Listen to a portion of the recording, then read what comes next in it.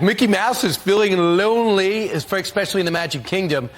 Eerily empty. It's really bizarre, thanks to a combination of things. But let's take a stroll and see what's going on with Disney, not only their stock price, but the foot traffic. First off, think about it. How much did it cost to get to Disney when everyone was going? $3.50 back when it opened in 1971. Then it went to $85. People say, wait, it's still middle class, but we can do it. Family of five, not that expensive.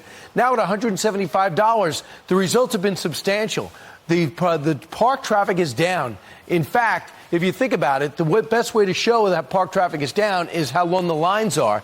When you talk about the Magic Kingdom, 29 minutes, 47 minutes, right before the pandemic, the average wait in the line. No fun, but shows you how popular it is. Now it's down to 27 minutes on almost all rides, on almost all parks.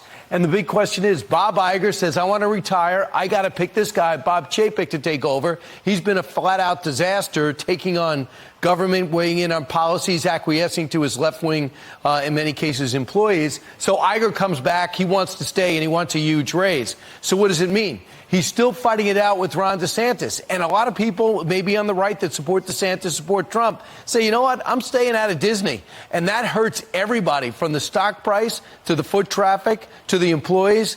Here's Ron DeSantis talking about why it's necessary for him to take on Disney. My wife and I really believe that parents should be able to send their kids to school, let them watch cartoons without having an agenda shoved down their throat. That's why we stood up to Disney with respect to our Parents' Rights in Education bill. And I think that it is impacting parents' willingness to want to take their kids to the Disney stuff. And they're suing back, and they're trying to get their word out. But in the meantime, people are taking sides. And suddenly Disney's knee-deep in politics. So let's bring in Making Money's own from Fox Business, Charles Payne. Charles, your reaction to what Disney's seeing at their greatest asset, and that is their theme park. Yeah, they have four major components of their business. This was always seen as the one that was rock solid. Movies go, you have a hot movie year, sometimes a cold movie year, sometimes TV, same kind of thing. But this is absolutely phenomenal. And in some ways, people kind of saw it coming, but not to this degree. July 4th was the third fewest attendees in the last year, July 4th. Think about that for a moment. I mean, that should have been the number one day. It was only two other days were as bad in the last 52 weeks. It's just, it's been an unmitigated disaster. And here's the thing is a little disappointing. When Bob Iger came back, I thought he was going to say, hey, listen. It was a window. Right. It was a window to reset the company, but instead he picked back up on the battle with DeSantis. And here's the thing. You can argue who's right or wrong. But Bob Iger, his job is to shareholder improvement, right? He's supposed to build this company. I want to let the audience just how bad things have gotten. In March of 2021, the company's worth $317 billion. Right. As of this morning, it's $165 billion. They're down $165 billion in 2 years. Disney Plus, they say it's still going to be profitable in 2024. Many people doubt it. ESPN, take a look at these numbers. Yeah. This is another one of their cornerstones. They had 90 million subscribers, but like our business, now it's down to 75 million subscribers.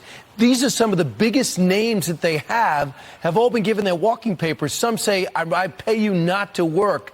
So they've overall laid off 7,000 people, including their biggest names. What does that tell you, and what does that do what do investors think when they see that? Well, I think that speaks for itself. Right now on Wall Street, there are 10 buy recommendations. All the Wall Street analysts, 10 buy recommendations. In April of this year, there were 21 buy recommendations. What does Wall Street think? In just a couple of months, the buy recommendations have been cut in half. Yesterday, one of the most respected analysts on Wall Street when it comes to the entertainment space, she suggested that Disney will be bought within the next 3 years. Let me tell you how amazing this is.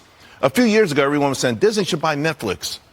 Netflix is worth more than Disney right now. Just miscue after miscue after miscue. How could you get into any sort of cultural battle with the governor of the state that you have your primary business in when the whole business is imploding?